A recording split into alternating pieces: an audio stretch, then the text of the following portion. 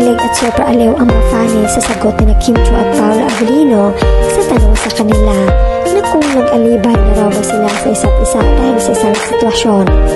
Ano nga ba ang sitwasyon na yun na nagdahilan o nag-alibay o nag-slight sinungaling sila sa isa't isa? Nag-alibay, actually mababaw lang naman ang namin pa kasi nahilig ko sa chichirya.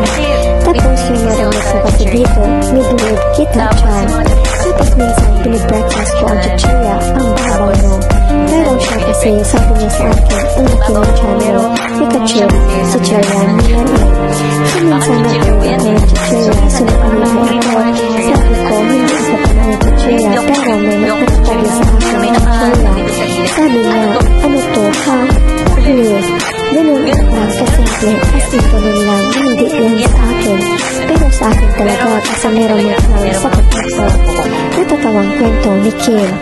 At saka pag late ka, ang dami mo alibay, hirit ni Paolo na naging sanghi para matawanan ang lahat sa Mediacon ng kaalibay. Pag-usapan natin, tawang-tawa na hirit naman ni Kim kay Paolo na may paghawak pa sa braso ng aktor. Sa akin naman, wala akong inaalibay kay Kim kasi puro katotohanan ang sinasabi. Thank you po, please watch November 7. Thank you po, please watch November 7.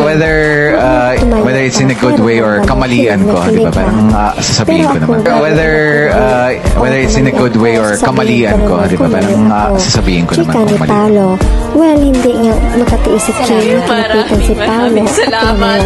Kim Pao, isang hiyawan naman para sa Kim Pao. At kitang-kita rin na lalo siyang naningkit dahil sa sobrang kilig sa chika na yun ni Paolo. At syempre, masayang-masaya ang Kim Pao fans dahil sa pasabog paandar na yun ng mag-jowa. Kakilig naman kasi na sinabi niya kahit pangalawang beses na ata niya sinabi yan. Apaka-consistent.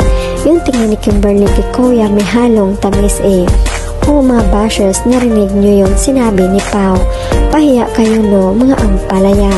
Matapang na talaga papi namin, oy, pahiya mga bashers, fake news. Matapang na si papi, hindi yan pakawalan, chinita niya. OMG, aatakihin ako sa kilig. Kilig match sa sagot ni Pao. Grabe, napaka-honest ng sagot niya. Hindi talaga nagsisinungaling si Paolo. Very consistent. Thank you po, please watch November 7. Si Paolo whether it's in a good way or kamalian ko, totoo, nakakatuwa talaga itong si Kim Pao. Love you both.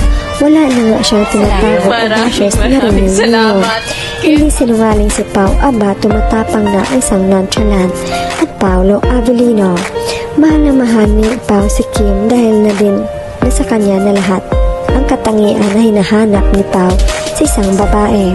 Napakaswerte ni Pao, 15 years nang inantay to. Siguro narinig naman sa buong mundo yung sinabi ni Pao kay Kim. Wala siyang tinatagong alibay, tutuhanan na yan. Komento ng netizens. Anyway, napanood ko na nga ang ilang eksena episodes ng Alibay at ang bongga talaga ng Kim Pao ha. Ilang episodes pa lang yun pero ramdam mo agad ang matinding kaba dahil sa mababagsik na eksena nila. Isamahan mo ng mga mahusay na artista tulad ni John Arcelia, Shasha Padilla, Rafael Rosel, Samuel D, Sofia Andres at mangingilabot ka talaga.